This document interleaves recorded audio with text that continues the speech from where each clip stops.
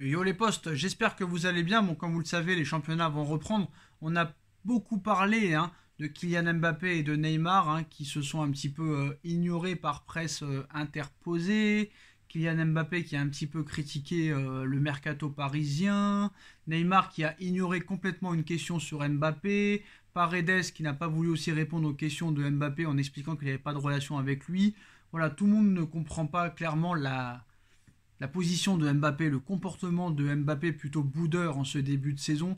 Est-ce qu'il boude à cause des problèmes internes, l'affaire Pogba, l'affaire Amraoui, l'affaire des droits d'image, l'affaire de la FFF? Il y aura de nouvelles informations qui vont en plus être dévoilées dans les prochaines heures. Neymar et Messi qui en ont marre de Mbappé, le vestiaire parisien qui en aurait marre d'Mbappé, les dirigeants Galtier qui en aurait marre d'Mbappé, de son comportement, le vestiaire du Paris Saint-Germain pourrait être sous tension, alors qu'il y a un calendrier fou qui attend le Paris Saint-Germain. Le comportement de Kylian Mbappé agace de plus en plus le Paris Saint-Germain, où la rupture apparaît évidente entre le Français d'un côté et le duo Messi-Neymar de l'autre. Alors, excellent contre l'Autriche jeudi soir avec l'équipe de France, Kylian Mbappé a marqué les esprits après le match en lançant une pique non dissimulée, on va dire, au Paris Saint-Germain. Je joue différemment avec les Bleus. On me demande d'autres choses ici par rapport à mon club.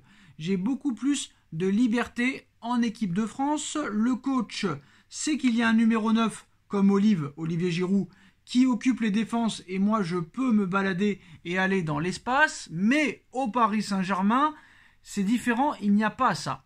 Avait lâché Kylian Mbappé, dont les propos sont évidemment allés jusqu'aux oreilles de Christophe Galtier et de Luis Campos. Et à en croire les informations du site Defensa Central, l'entraîneur du Paris Saint-Germain n'a d'ailleurs pas apprécié les déclarations de Kylian Mbappé. Pourtant, Galtier était d'accord avec Mbappé en disant qu'il n'était pas satisfait du mercato parisien qui avait été effectué.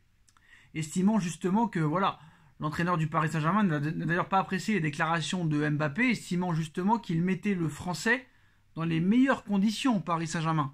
Pour lui, il met Mbappé dans les meilleures conditions. Je pense que c'est plus pour ça que Galtier a été vexé. Surtout avec une défense à 5 et une association prometteuse qui l'entoure de Neymar et de Léo Messi. C'est quand même pas mal. Alors, est-ce que Mbappé commence à se comporter comme un enfant capricieux? En tout cas, ça commence à très clairement agacer le Paris Saint-Germain. Le média espagnol croit savoir qu'au-delà de Christophe Galtier, le vestiaire parisien dans son ensemble commence à exprimer un certain ras-le-bol au sujet de Kylian Mbappé. En effet, le média dévoile que de plus en plus de joueurs du Paris Saint-Germain voient maintenant l'international tricolore comme un enfant capricieux après cette déclaration, mais également après son bras de fer avec la Fédération française de football au sujet des droits d'image des joueurs. La rupture entre le vestiaire du Paris Saint-Germain et Kylian Mbappé est d'autant plus préoccupante que deux clans semblent se composer en interne, celui de l'attaquant français d'un côté et celui de Neymar et de Lionel Messi de l'autre. Car pendant que Mbappé fait de moins en moins l'unanimité dans le vestiaire du Paris Saint-Germain, le Brésilien et l'Argentin sont plus proches que jamais et même Sergio Ramos a pris un énorme poids dans le vestiaire cette saison. Voilà. En plus, on sait très bien que Neymar et Messi sont toujours très proches depuis le FC Barcelone, mais là, ils sont vraiment plus proches que jamais. Et les deux hommes sont appréciés du staff, sont très appréciés du staff de Christophe Galtier et de leurs coéquipiers depuis le début de saison. Pourtant, on a vu qu'il y a quelques jours, Messi a encensé Kylian Mbappé. Mais je pense que très clairement, la question lui avait été posée il y a quelques jours à Messi, et Messi est très correct, et Messi n'échappe jamais aux questions de la presse, ne se défile jamais. Donc très clairement, une question d'un journaliste argentin a été posée sur Mbappé, et tranquillement, Messi a répondu sans faire très clairement de polémique.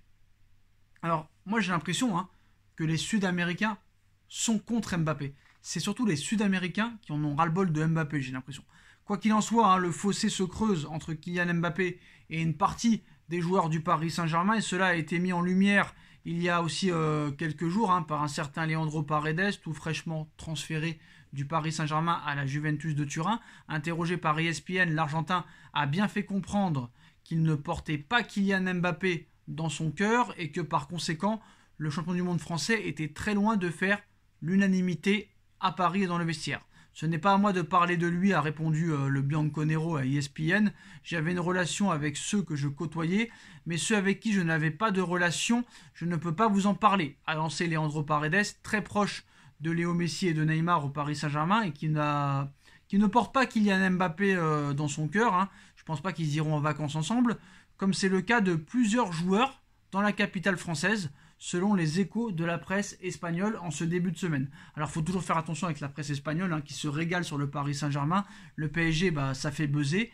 Ils n'ont pas assez du Real, ils n'ont pas assez du Barça, ils n'ont pas assez de l'Atlético Madrid. C'est vrai que quand tu regardes un petit peu partout en Europe, c'est vraiment sur le Paris Saint-Germain que tu fais du buzz et que tu vends du papier. Très clairement. C'est simple. Les éléments de réponse, les postaux, on va les avoir dans les prochaines semaines. Dans les prochaines semaines, excusez-moi. Dans les prochains matchs. PSG Nice, samedi. Benfica Paris Saint-Germain, mardi. Encore un match de Ligue 1 3 jours plus tard. Et le PSG reçoit encore Benfica. Et après PSG Marseille. Et après Maccabi Haïfa Paris Saint-Germain. Ou plutôt Paris Saint-Germain Maccabi Haïfa. Et après le PSG ira à la Juventus. Donc c'est très simple. Tu vas le voir très clairement sur le terrain. Si Mbappé continue d'ignorer Messi, continue d'ignorer Hakimi, continue d'ignorer Neymar, et que à l'inverse Neymar aussi boycotte complètement sur le terrain et oublie très clairement de jouer collectif avec Mbappé, et Mbappé oublie de jouer collectif avec Neymar ou avec d'autres coéquipiers, très clairement le ras-le-bol va monter.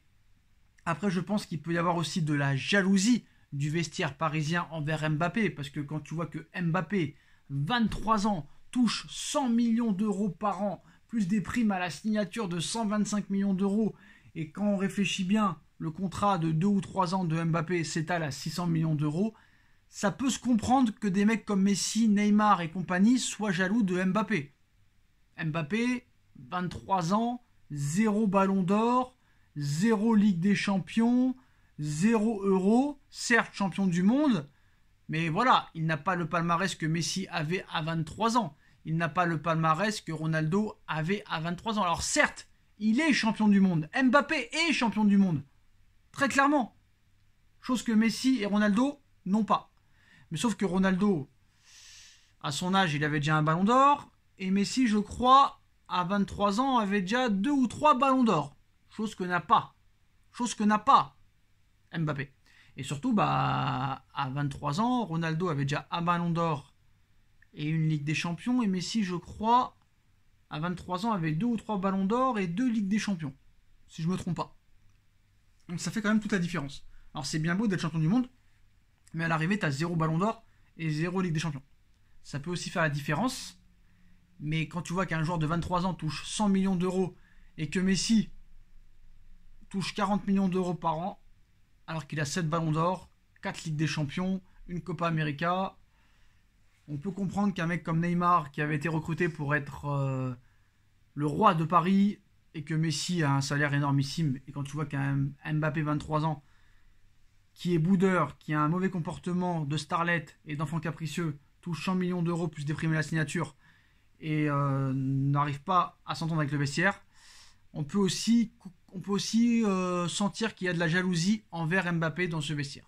Donc il va falloir que Christophe Galtier arrive à gérer ça, que Nasser et Luis Campos et Jean-Claude Blanc arrivent à gérer ça, et ça risque d'être compliqué. Donc en tout cas, on pourra juger sur les prochains matchs du Paris Saint-Germain si très clairement il y a du mieux dans le collectif, ou si très clairement l'opposition va continuer et les clashs vont continuer dans le vestiaire. Voilà, la suite dans les prochaines semaines, les postons. En tout cas, dites-moi en commentaire ce que vous pensez de toutes ces tensions entre le vestiaire et Mbappé, entre Neymar, Messi versus Mbappé. On like, on partage, on commente, on s'abonne et on se retrouve très vite pour une nouvelle vidéo, les postos. Tchuss!